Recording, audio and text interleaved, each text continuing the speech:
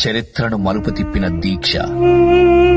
కేసీఆర్ సచ్చుడో తెలంగాణ వచ్చుడో అని పిలుపునిచ్చి తన జాతి విముక్తి కోసం చావునోట్లో తలబెట్టిన సాహసికుడు కేసీఆర్.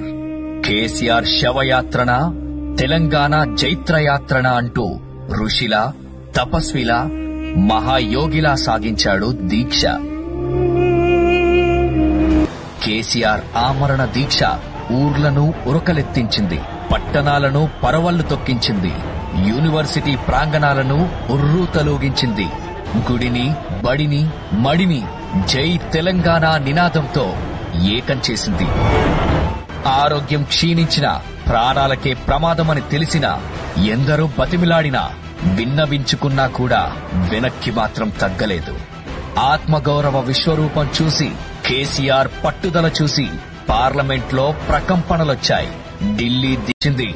తెలంగాణకు అర్ధరాత్రి స్వాతంత్రం వచ్చింది. బక్కపలచని మనిషి ఉక్కు సంకల్పంతో గమ్యాన్ని ముద్దాడిండు. తెలంగాణ రాష్ట్ర ఏర్పాటు ప్రకటనొచ్చింది. తెలంగాణ స్వప్నం కాదు, సత్యమని రుజువైంది. తెలంగాణకు అప్పుడైనా, ఇప్పుడైనా, ఎప్పుడైనా స్వీయ రాజకీయ అస్తిత్వమే శ్రీరామ రక్ష.